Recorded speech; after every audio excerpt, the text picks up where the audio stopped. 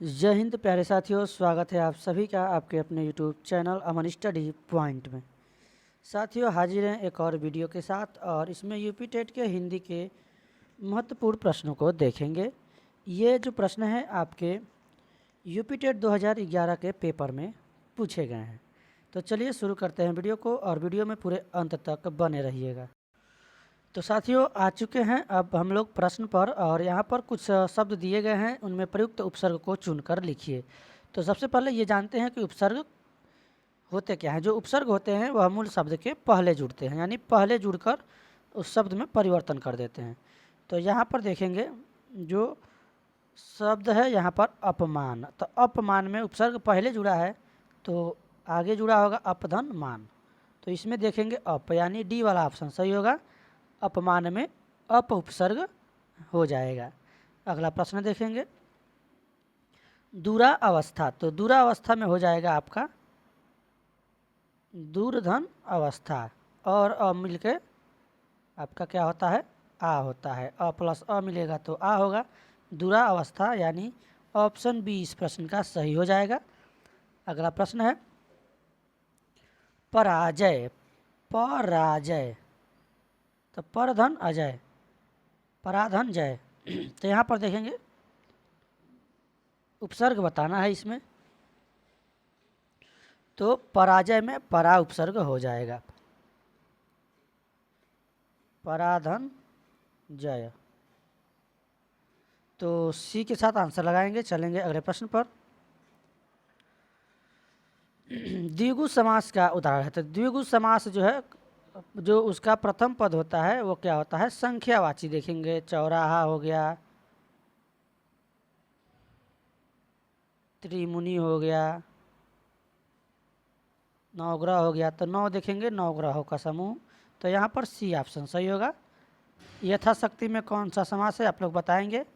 माता पिता में द्वंद्व समास हो जाएगा जहाँ पे बीच में योजक चिन्ह हो। यथाशक्ति में अव्ययी भाव समास हो जाएगा। प्रथम पद क्या होता है अव्यय होता है, अव्ययी भाव समास। तो यहाँ पर चलेंगे सी के साथ आंसर लगाएंगे। अगला प्रश्न देखेंगे हिंदी किस लिपि में लिखी जाती है। तो हिंदी जो है यहाँ पर लिखी जाती है देवनागरी लिपि में। बी ऑप्शन इस प्रश्न का सही होगा। अगला प्रश्न देखेंगे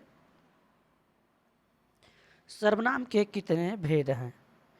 तो सर्वनाम के भेद जो है हम लोग जब सुपर टेट की क्लास आएगी तो उसमें थियरी सहित सुपर टेट के प्रैक्टिस सेट और थियरी भी देखेंगे। उसमें आपको संज्ञा सर्वनाम विशेषण क्रिया विशेषण जितने भी आपके हैं सब हम लोग वहाँ पे देखेंगे।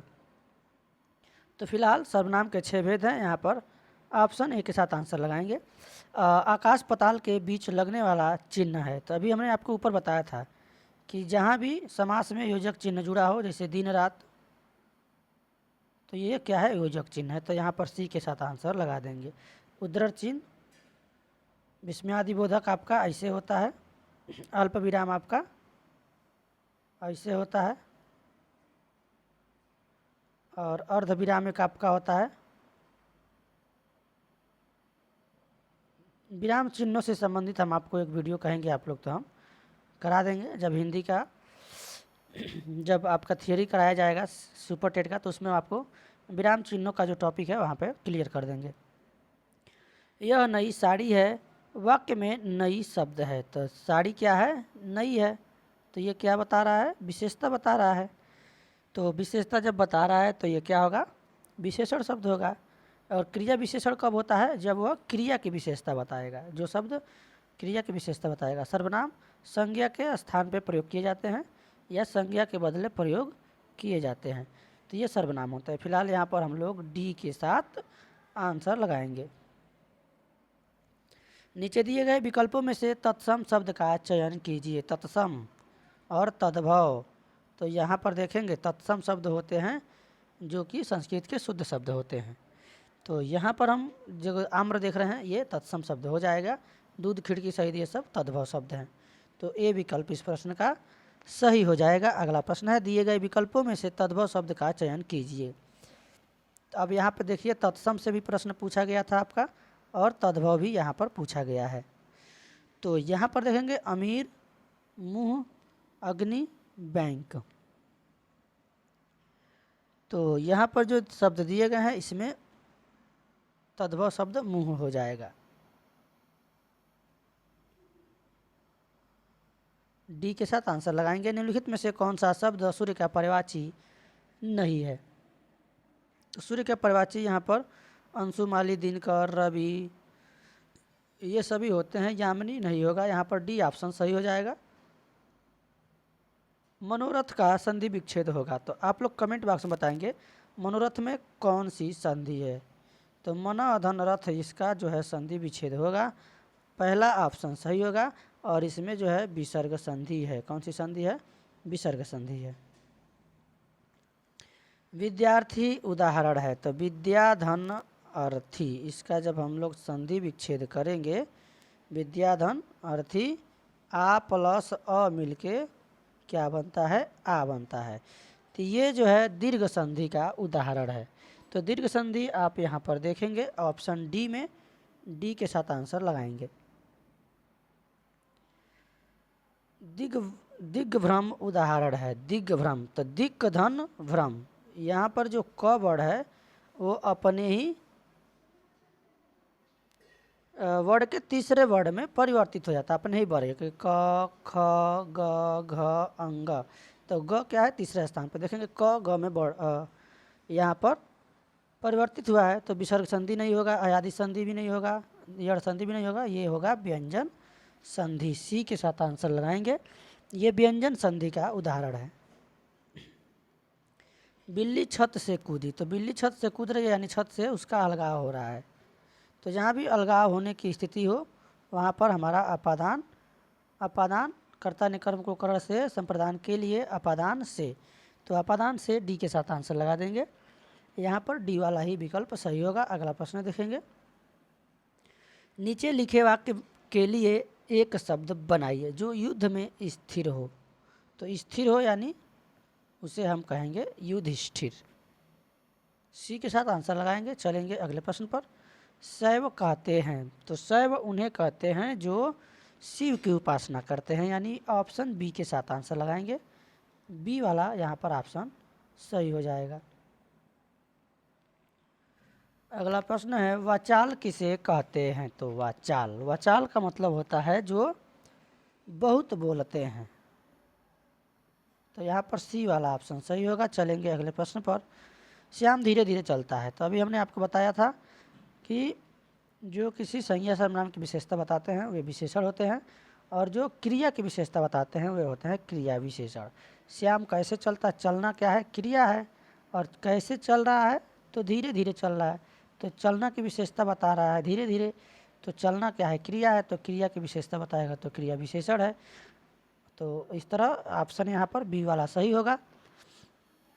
110 से 12 निम्नलिखित शब्दों में वर्तनी के अनुसार शुद्ध शब्द का चयन कीजिए। तो यहाँ पर 3 जो शब्द हैं इनके शुद्ध वर्तनी का चयन करना है। तो चलिए देखते हैं। देखना है इसमें जो तीनों दिए गए हैं शब्द इसमें से कौन सही है।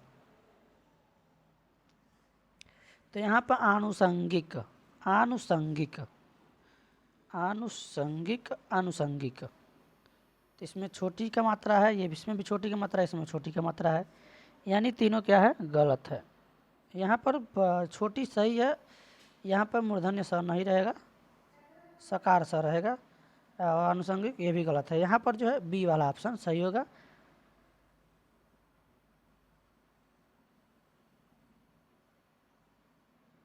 बाकी यहाँ पर देखेंगे अंताक्षरी, अंत्याक्षरी, अंतक्षरी, अंताक्षरी। तो इसमें होगा बी ऑप्शन। और 111 वाले में जो है यहाँ पर अंत्याक्षरी, ये जो है बी वाला ऑप्शन सही होगा। इसमें भी बी होगा। और जो सुषमा है, सुषमा, सुषमा, तो सुषमा स्वराज का नाम आपने सुना होगा, हेडलाइन पढ़ते हैं, न्यूज़ पढ़ते हैं, तो उसमें आपको पता होगा। सुषमा यहाँ पर ए वाला ऑप्शन सही होगा। तो ये जो है तीनों प्रश्न हो गए। चलेंगे अगले प्रश्न पर। 113 से 15 तक नीचे कुछ शब्द दिए गए हैं। प्रत्येक शब्द में प्रयुक्त प्रत्यय दिए गए विकल्पों से चुनिए। तो घुमक्कड़ है, घुमक्कड़। तो घुमधन अक्कड़। तो अक्कड़ बक्कड़ यहाँ पर लगाएंगे अक्कड़। कहाँ देखेंगे? अक्कड़, बी वाला ऑप्शन इसमें सही होगा। डिबिया, प्रत्यय जो शब्द के बाद में जुड़ते हैं, अंत में जुड़ते हैं, तो डिबिया। तो डिबिया में या, डिब धन या, यहाँ पर डिबिया हो जाएगा।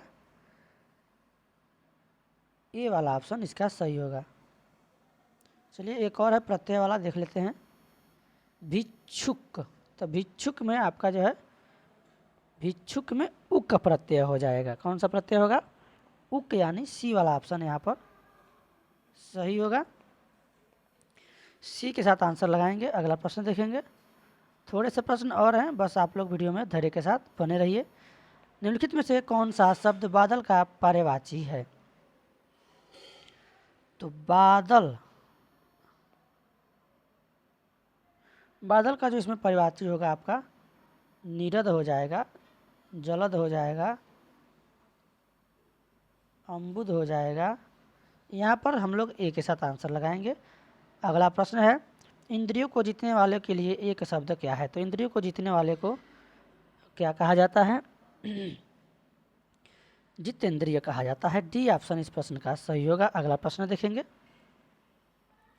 आहा, आप आ गए, वाक्य में आहा शब्द है। तो आहा जो है, यहाँ पर आहा देखेंगे खुशी जाहिर हो रही है, और ये जो है आपका एक प्रकार का अव्यय शब्द है। सी वाला ऑप्शन सही होगा।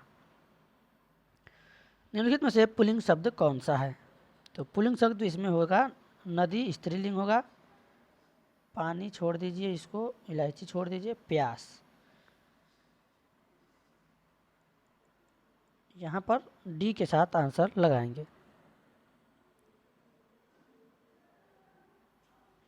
पवन का संधि विच्छेद है। तो जो पानी का, पवन का जो संधि विच्छेद होता है, पो धन अन्न। ये प्रश्न 2 बार पूछा गया है प्रीवियस ईयर में, और हमने आपको बताया था ये किसका उदाहरण है? अयादि संधि का। पो धन अन्न, पौ नहीं होगा, पो धन अन्न, सी वाला ऑप्शन। स्वर संधि में ये स्वर संधि का प्रकार होता है 5, जिसमें आपका होता है दीर्घ संधि, वृद्धि संधि, गुण संधि, यड़ संधि, अयादि संधि। तो ये जो है पो धन अन्न, यानी सी वाला ऑप्शन यहाँ पर आपका सही हो जाएगा। तो साथियों, आज के वीडियो में बस इतना ही। मिलेंगे एक नए वीडियो में एक नए टॉपिक के साथ। तब तक के लिए धन्यवाद। जय हिंद।